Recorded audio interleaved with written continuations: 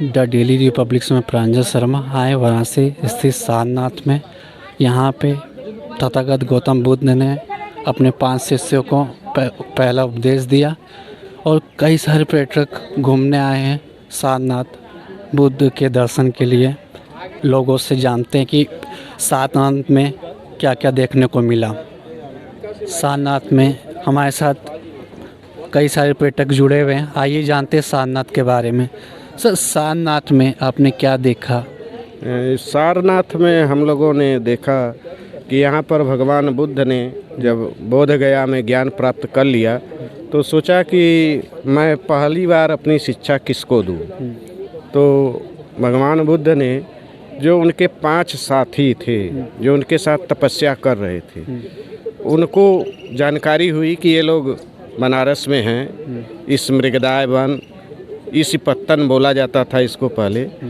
तो उन्हीं को ज्ञान देने के उद्देश्य से वे वाराणसी सारनाथ आए और यहाँ पर जो है उन मित्रों से जो उनके तपस्या के सहयोगी थे, उनको पहली बार जो है यहाँ पर उपदेश दिया। जो उन्होंने ज्ञान अर्जित किया, बोध उनको प्राप्त हुआ था, पहली बार उन 5 भिक्षुओं को उपदेश दिया।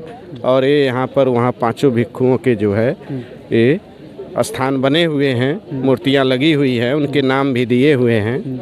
तो और जो उनके 5 जो है शिष्यों का एक यहाँ पर आपको चौखंडी स्तूप जो बना हुआ है, वहाँ पर उनके भी स्तूप बने हुए हैं जो चौखंडी स्तूप के नाम से जाना जाता है। तो इस तरह से भगवान बुद्ध ने अपनी पहली देशना सारनाथ में दी, जिसको धम्मचक्र प्रवर्तन दिवस के नाम से जाना जाता है। हमारे यहाँ दुनिया के पहले शिक्षक भी भगवान बुद्ध माने जाते हैं। यहाँ पर जो शिक्षकों के लिए बीटीसी कॉलेज खुला हुआ है वो इसी सारनाथ में है। शायद इसी को ध्यान में रखकर खोला गया है कि भगवान बुद्ध दुनिया के पहले शिक्षक रहे हैं। तो यहाँ से ज्ञान का प्रसार दुनिया में हुआ, ज्ञान की ज्योति पूरे विश्व में फैली। तो यहाँ से शिक्षक भी तैयार किए जाएं जो इस ज्ञान की ज्योति को जन जन तक पहुँचाएं, लोगों में जागरूकता, लोगों में ज्ञान का प्रकाश फैलाएं। तो हमारे समझ से इसीलिए यहाँ पर बीटीसी कॉलेज की भी स्थापना हुई और लोग सैकड़ों की संख्या में हर साल शिक्षक भी निकलते हैं। सर, शिक्षक की बात हुई है तो सर शिक्षक में एक आया है कि पेपर भी देना है टीचरों को, उस पर कुछ बोलना चाहेंगे? वो सरकार का दायित्व है। वो जो भी कानूनी परेशानियां, दिक्कतें हैं वो सरकार दूर करेगी। वो सरकार हम लोगों के बारे में अच्छी तरह से सोचती है। सरकार हम लोगों के हित में काम करेगी, उसमें कोई हम लोगों को शिकायत नहीं है, सरकार करेगी।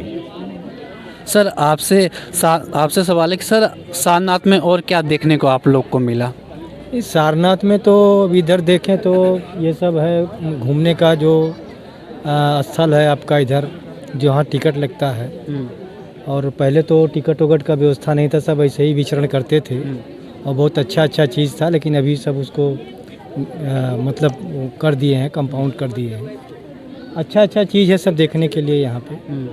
सर, आपने क्या अभी हाँ, यहाँ पर सम्राट अशोक ने जो धर्मराज का स्तूप बनवाया था उसके तो केवल नींव ही अब रह गए हैं। ये जो अभी धम्मेक स्तूप है वो वर्तमान में है, लेकिन यहाँ पर हजारों की संख्या में स्तूप रहे हैं। और यहाँ बगल में एक जगतगंज मोहल्ला बना हुआ है। तो यहाँ बनारस के जो राजा थे, उनके सेनापति जगत सिंह थे, तो उन्होंने यहाँ पर एक अलग से नगर बसाने की सोची जो जगतगंज मोहल्ला आज का है। तो यहाँ के स्तूप के ईंटों को ले जाकर उन्होंने नगर बसाना चालू किया।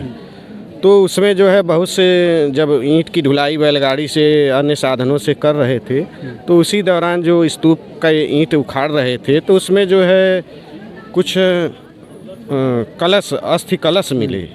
जिसके बाद अंग्रेज अधिकारी जो है उनको जब ये जानकारी हुई कि ये स्तूप के अंदर से अस्थि कलश मिले हुए हैं, तो वो हरकत में आए, एक्टिव हुए।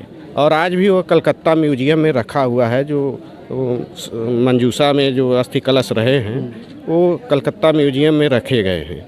तो इसके बाद प्रशासन हरकत में आया और उसके ईंटों को उखाड़ना, उसकी ढुलाई, ये सब जो है बंद किए गए और फिर वो सरकार के संज्ञान में आने के बाद उसको संरक्षित किया गया।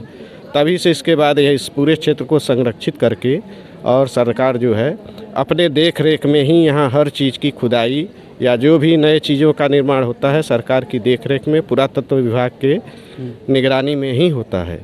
अन्य कोई भी उसमें नई चीज़ें अपने मन से नहीं जोड़ सकता है। तो ये यहाँ की ईंट जो है काफ़ी जो है ऐतिहासिक है और यहाँ पर सम्राट अशोक भी आ चुके हैं। यहाँ पर धर्मराज का स्तूप उन्होंने बनवाया था। वर्तमान में धम्मेक स्तूप यहाँ पर विद्यमान है, वर्तमान में है। बहुत ही भगवान बुद्ध की अस्थियों से पर बना हुआ है। तो बहुत ही पवित्र है देश दुनिया, पूर्वी एशिया पूरे देशों में, पूरब के देशों में तो भारत को ही स्वर्ग भूमि माना जाता है, भारत को ही स्वर्ग भूमि माना जाता है। यानी वो प्रार्थना भी करते हैं तो भारत की तरफ मुख करके खड़ा होकर के प्रार्थना करते हैं, तो इस तरह से पवित्र मानते हैं। तो पूर्वी एशिया के देश चाहे जापान हो, कोरिया हो, थाईलैंड, मलेशिया, इधर दक्षिण में श्रीलंका है, मध्य एशिया, मंगोलिया तक, पश्चिम में भी जितने भी कंट्री, अब बामियान में आप देखे ही हैं, अफ़गानिस्तान में, तो ये सब चीज़ें जो है इतनी दूर तक फैली। अब भगवान बुद्ध का ऐसा क्या चमत्कार, ऐसे उनके क्या संदेश थे जिसको लोग आज भी मतलब उससे आकर्षित होकर, उससे प्रेरित होकर आते रहते हैं। प्रतिदिन यहाँ मेला लगता है, पूरे दुनिया से लोग आते हैं और मेले जैसा दृश्य हर दिन रहता है।